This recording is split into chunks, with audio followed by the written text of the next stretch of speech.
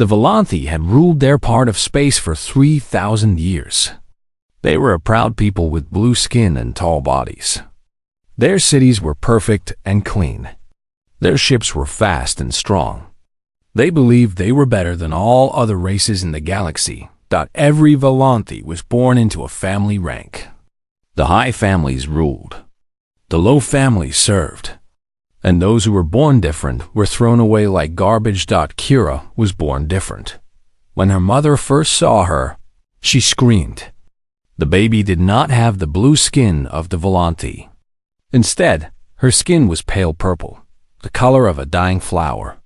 Among the Volanthi, this color meant only one thing. It meant she was cursed that long ago. A great sickness had killed millions of Volanthi. The sick ones had turned purple before they died. The Volanthi never forgot this. They believed that anyone born with purple skin carried the old curse. They believed such children would bring death and shame to their families. Kira's parents were nobles of the 17th house. They were not rich or powerful, but they had a good name. A purple child would destroy everything they had built. Her father wanted to send her away that first night. Her mother begged him to wait. Maybe the color would change, she said. Maybe the curse would fade. It did not fade. For 19 years, Kira lived in the shadows of her family's house. She was not allowed to go outside during the day. She was not allowed to meet visitors. She ate her meals alone in a small room at the back of the house. The servants looked at her with fear. Her own brothers and sisters pretended she did not exist, but Kira was smart. Her mother made sure of that. If the girl could not be beautiful, perhaps she could be useful. Teachers came to the house in secret. They taught Kira languages, mathematics, history, and science. She learned faster than any student they had ever seen. By the time she was 15, she could speak 7 languages. By 17, she understood the mathematics that guided starships through the void. None of it mattered. She was still purple. She was still cursed. Then the humans came. Kira had heard stories about humans. Everyone in the galaxy had heard stories. They were a young race, only traveling the stars for a few hundred years. They were strange and unpredictable. Some said they were dangerous. Others said they were weak. No one really understood them. A human ship arrived at the Volanthi homeworld to discuss trade. Ambassador Nathan Cole led the human group. He was a tall man with brown skin and kind eyes. He had been a diplomat for 20 years, traveling to many worlds and meeting many races. High Lord Varric, the leader of Kira's region, hosted the humans. There were many meetings and many dinners. The humans wanted to mine rocks from the space between Volanthi and human territory. The Volanthi wanted human technology and medicine. After 3 weeks, they were ready to sign an agreement. On the day of the signing, High Lord Varric called for a special ceremony. He said he wanted to give the humans a gift, a symbol of the new friendship between their peoples. Nathan stood in the great hall of the Volanthi government building. The room was huge, with walls of white stone and a ceiling so high it disappeared into shadow. Hundreds of Volanthi nobles watched from the sides of the room. They wore their finest clothes and looked down at the humans with cold eyes. Varric stood at the front of the room. He was old and thin, with dark blue skin that showed his pure blood. When he smiled, it did not reach his eyes. The doors at the back of the hall opened. Soldiers led a young woman into the room. Nathan watched her walk forward. She was small for a Volanthi, and her skin was not blue like the others. It was pale purple. She kept her eyes on the floor. Her shoulders were bent like she was trying to make herself smaller. She moved like someone who expected to be hit at any moment. The Volanthi around her moved away as she passed. Some turned their backs. Others made signs with their hands to ward off evil. Nathan felt something cold in his chest. He had seen many things in his years as a diplomat. He had seen cruelty and kindness in equal measure. But he had never seen a person treated like a disease. His aide Grace stepped close to him. She was a sharp woman who missed nothing. "This is wrong," she whispered. "They are giving you a person." Nathan said nothing. His face showed no emotion. But inside, his heart was beating fast. Varak placed his hand on the young woman's shoulder. She flinched at his touch. "This is Kira," Varak said. "She is of noble blood, but she has certain problems that make her unsuitable for our society. She cannot find a husband here. She cannot serve any useful purpose. Perhaps humans, with your strange acceptance of broken things, might find some use for her." The Volanti nobles laughed. It was not a kind sound. Nathan looked at the girl. She finally raised her eyes to meet his. They were violet, the same color as her skin. In them, he saw fear. He saw shame. But he also saw something else. A small spark that had not yet been killed.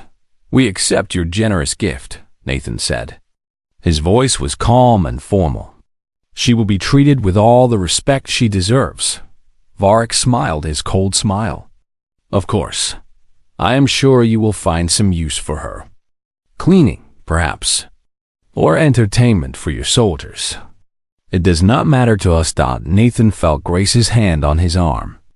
She was telling him to stay calm. He took a slow breath. "We should finish signing the agreement," Nathan said. "Then we will take our leave." That night, Kira stood in the human ship and did not know what to do. They had given her a room. Not a closet or a storage space. A real room with a bed and a window that showed the stars. A human woman named Grace brought her food and clean clothes. She spoke gently and did not look at Kira with disgust. Kira waited for the trick. She waited for someone to come and hurt her. She waited for the humans to show their true nature. But hours passed and no one came. She was alone in a comfortable room with a full stomach for the first time in her life. She did not sleep that night. She sat by the window and watched the stars and wondered what the humans really wanted from her. No one had ever given her anything without expecting something in return. She did not yet understand that humans were different. But she would learn. The journey to Earth took 3 weeks. Every day, Kira expected something bad to happen. Every day, nothing did. Nathan came to see her often. He brought her books about human history and culture. He asked her questions about her life and listened when she answered. He never looked at her with disgust or pity. He looked at her like she was a person. This confused Kira more than anything. One evening, she found the courage to ask him the question that burned inside her. "What do you want from me?" Nathan set down his cup of coffee. He thought for a moment before answering. "What do you mean?" Kira's hands were shaking. "You took me from my planet. You gave me a room and food and clothes. You speak to me like I matter. But I am nothing. I am less than nothing. So what do you want?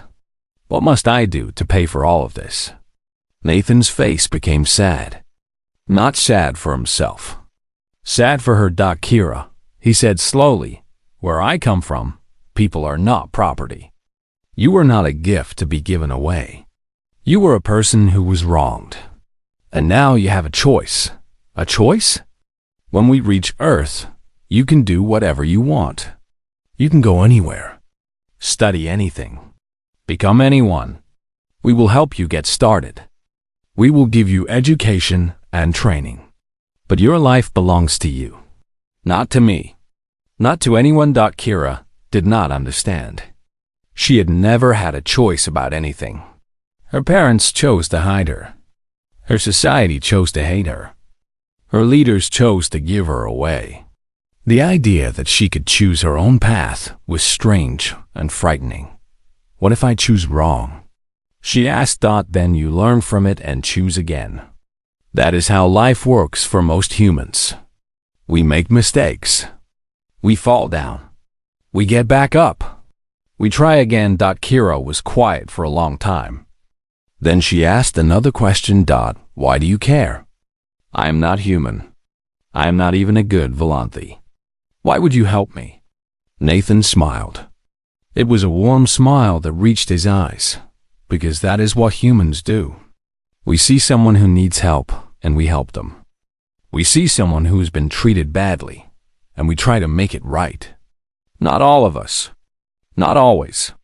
But enough of us, enough times, that it matters. Kira thought about this. For the rest of the journey, Earth was nothing like she expected.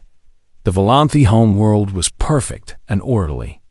Every building followed the same design rules. Every street was straight and clean. Everything was controlled. Earth was chaos. The ship landed near a city called Portland. Kira looked out the window and saw buildings of all different sizes and shapes. Old buildings made of brick sat next to towers of glass and steel. Trees grew everywhere, even in the middle of the city. People walked on the streets in clothes of every color. Some rode on small vehicles with 2 wheels. Others sat on benches and talked or ate food. Nathan had arranged for Kira to stay with his sister. Her name was Beth, and she was a teacher at a university. She studied alien life forms, which was why Nathan thought she would be a good match for Kira. Beth was not like Nathan. Where Nathan was calm and careful with his words, Beth was loud and fast. She talked all the time and laughed at her own jokes. When she met Kira for the first time, she looked her up and down and nodded. "So you are the alien princess my brother rescued," Beth said. "Do you like pizza?" "Because I am going to order pizza." "I do not know what pizza is," Kira said. Beth's eyes went wide. "Oh no, we have a lot of work to do." That night, Kira ate her first pizza. It was messy and hot and covered in cheese. It was the most delicious thing she had ever tasted. The first months were hard. Kira did not know how to live in a world where people did not hate her. She flinched when strangers looked at her. She said sorry for everything, even things that were not her fault. She could not sleep without waking up afraid. Beth was patient with her. She explained things without making Kira feel stupid. She introduced Kira to her friends and treated her like family. When Kira had nightmares, Beth sat with her until she felt safe again. Slowly, Kira began to change. Beth showed her human movies and books and music. Kira watched and read and listened with great attention. She noticed something that surprised her. Human heroes were often outcasts. In story after story, the hero was someone who had been rejected. The orphan who saved the world. The sick child who grew up to change history. The strange one who nobody understood until they proved everyone wrong. Kira asked Beth about this one night. Why do your stories celebrate the broken ones? In Volanthi stories, the heroes are always perfect. They are born great, and they die great. But humans tell stories about people who were thrown away.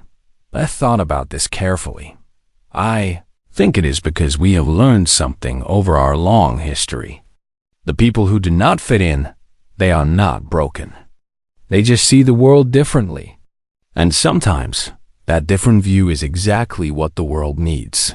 Kira felt something move inside her chest. It was a feeling she did not recognize at first. Then she understood. It was hope. She enrolled in classes at the university. She studied human history and diplomacy. Her teachers were impressed by how fast she learned. Her different background helped her see things that others missed. She made friends. A human boy named Danny, who studied engineering. He talked too fast and made terrible jokes, but he was kind. A Rilithan girl named Pri, who was also far from home. A human woman named Lily, who could not hear and spoke with her hands. Lily taught Kira that what others called weakness could also be strength. 2 years after arriving on Earth, Kira walked across a stage to receive her diploma. Nathan was in the crowd. So were Beth and Danny and Pri and Lily. They cheered so loud that Kira almost could not hear her name. That night, at a small party in Beth's apartment, Nathan gave her a message on a screen. The diplomatic corps is looking for new people, he said. They want someone who understands different cultures. Someone who can see problems from many angles. I thought you might be interested. Kira looked at the application. Then she looked at Nathan. The Volante told me that humans were monsters, she said. They said you spread across the stars like a disease, destroying everything you touch. Nathan shrugged. Some humans are like that. But most of us just want to help. We want to make things better. For everyone. Kira submitted her application the next morning. She did not know it yet, but she was about to change the galaxy. The Galactic Council was the most powerful group in known space. 12 races sent their best diplomats to a great station that floated between the stars. There, they made laws and solved problems that affected billions of lives. Humans had joined the council only 40 years ago. They were the youngest members. Many of the older races did not respect them. They saw humans as children playing at adult games. When Kira joined the human diplomatic team, many people were surprised. A Volante working for humans was strange enough. A purple-skinned outcast representing the people who had saved her was something no one had ever seen. Ambassador Sandra Powell led the human delegation. She was a tough woman with gray hair and sharp eyes. She had fought hard to bring Kira onto her team. She is a symbol, Sandra told the people who questioned her choice. She shows that humans do not care where you come from.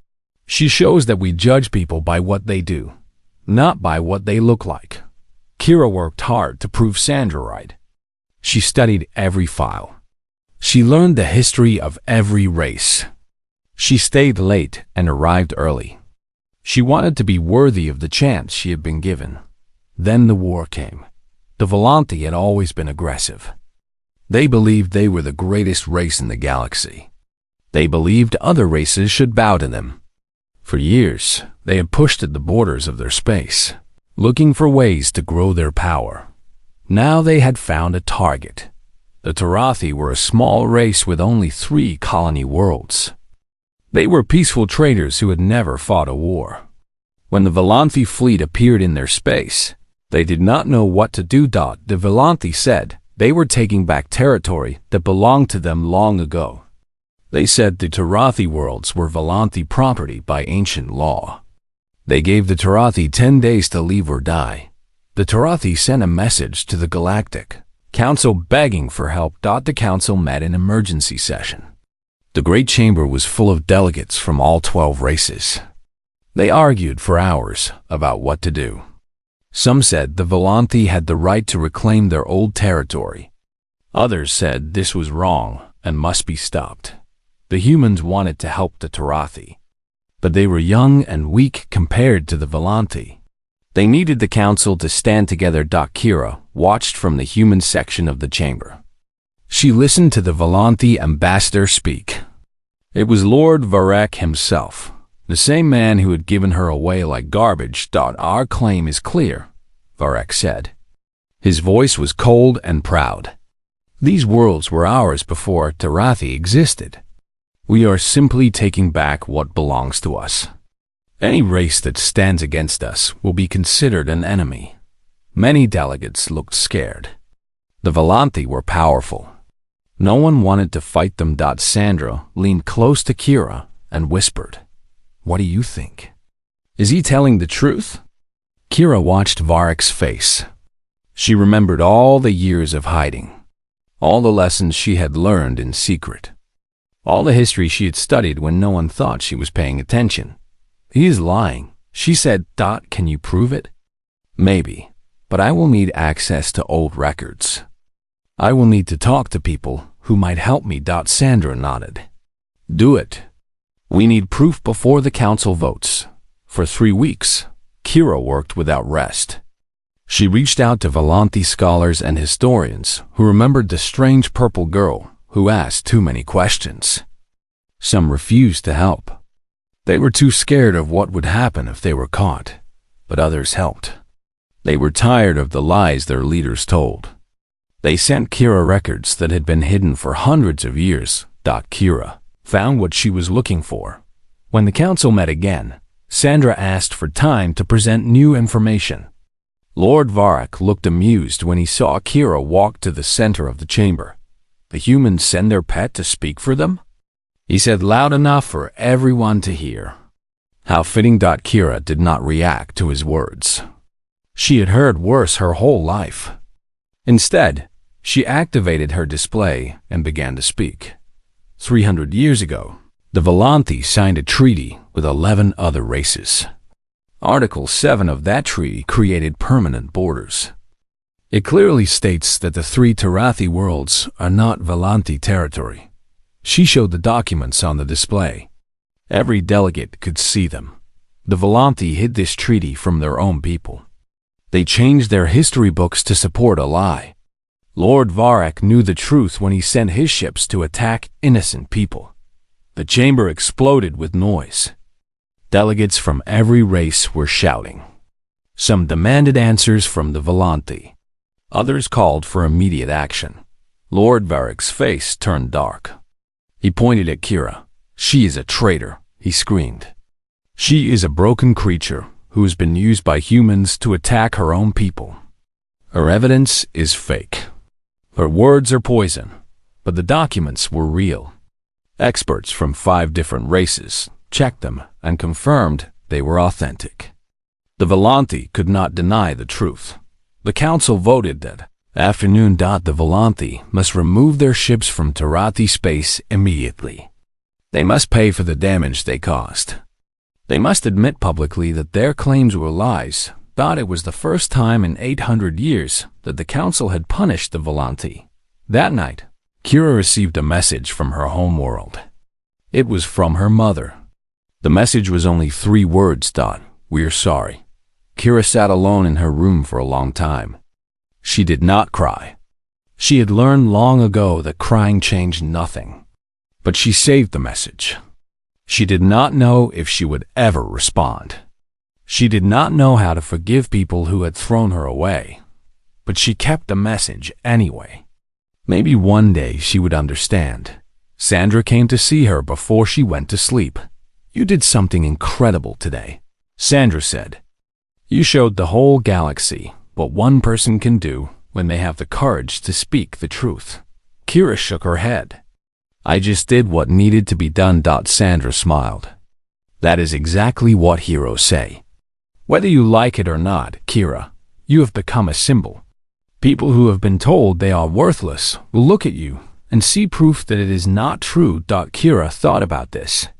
She thought about all the outcasts like her, hidden away in shame on 100 different worlds.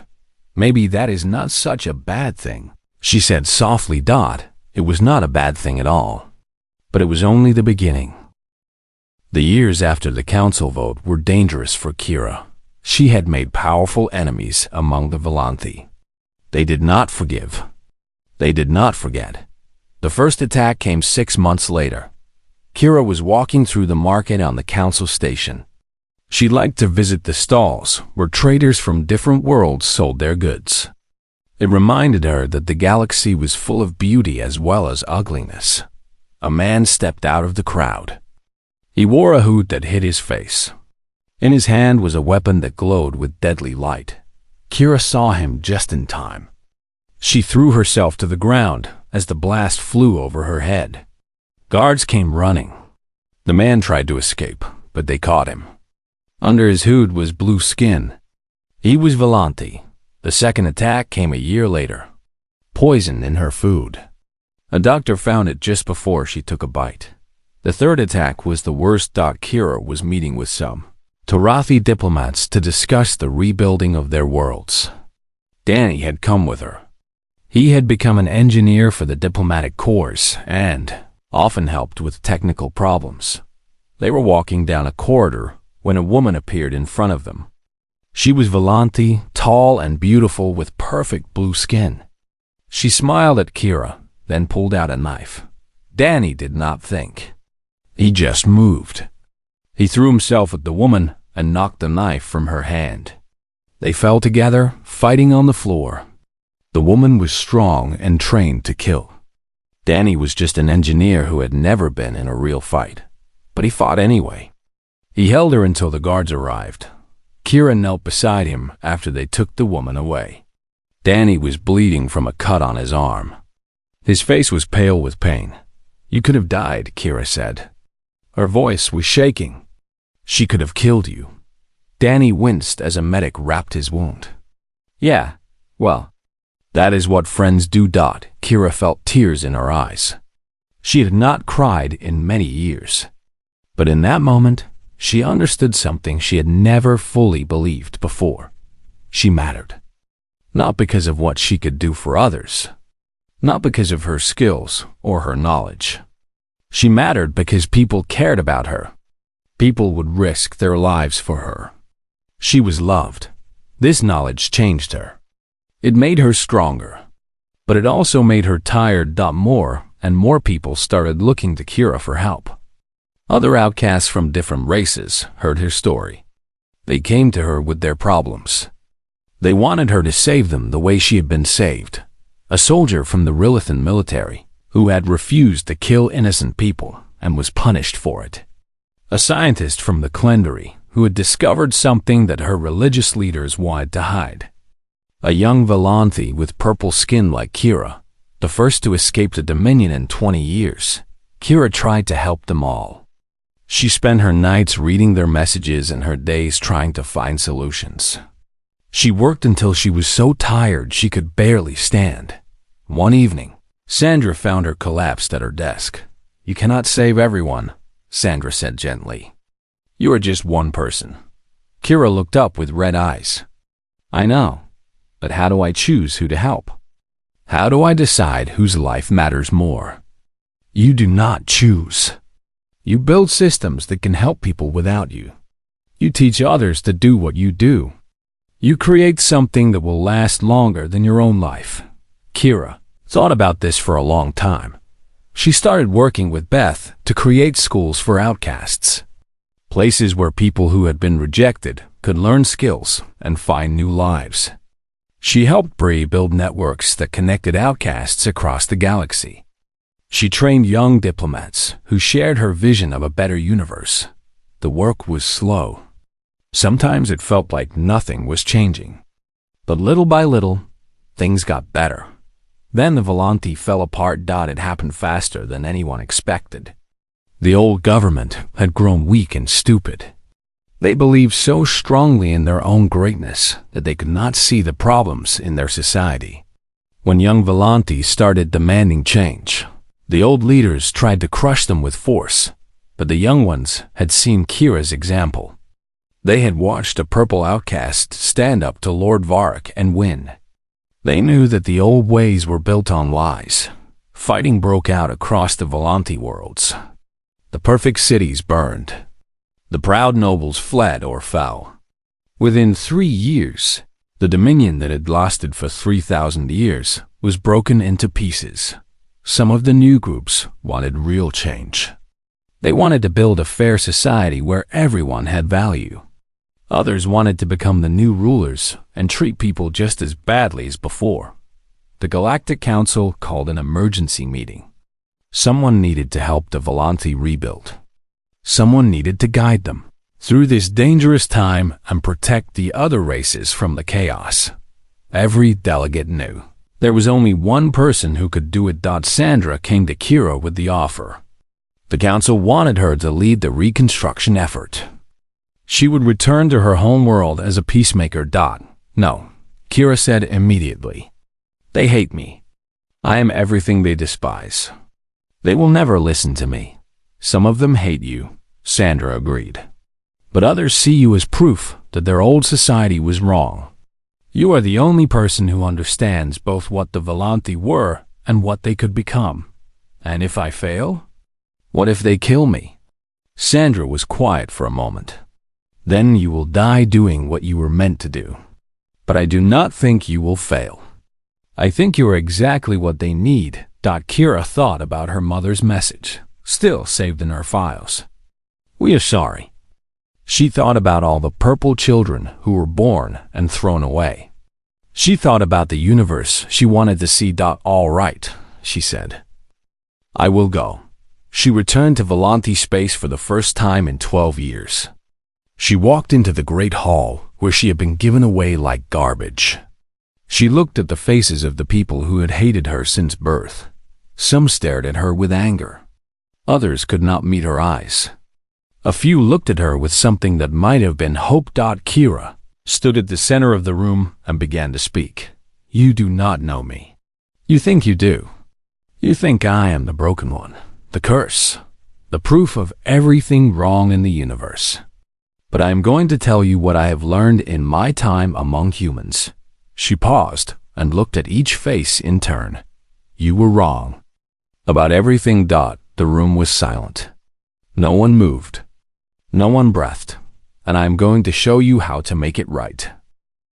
Rebuilding the Volanthi took 15 years. It was the hardest thing Kira had ever done. Harder than surviving her childhood. Harder than standing up to Lord Varric. Harder than all the assassination attempts and the endless nights of work. The Volanthi were broken in ways that went deeper than politics. For 3,000 years, they had believed they were better than everyone else. They had built their entire culture on the idea that some people were worth more than others. Changing those beliefs meant changing everything. Some Volanthi wanted to change. They were tired of the old lies. They had seen how other races lived and knew there was a better way. Others fought against any change at all. They had power and privilege under the old system. They did not want to give it up. They called Kira a traitor and worse. They tried to stop her at every step, and some were caught in the middle. They did not love the old ways, but they feared the new ones. Change is always scary. It is easier to stay with what you know, even if what you know is terrible. Kira worked with all of them. She listened to their fears and answered their questions. She found ways to help people let go of their old beliefs without feeling ashamed. She showed them, again and again, that a different world was possible. The first big victory came after 2 years. A new law was passed that protected children born with different colors. No more purple babies would be hidden away in shame. No more families would be destroyed by the old curse.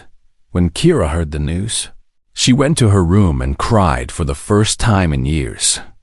She cried for herself. She cried for all the children who had suffered before her. And she cried with joy for the children who would never have to suffer the same way. But there was still so much to do. Education was the next battle.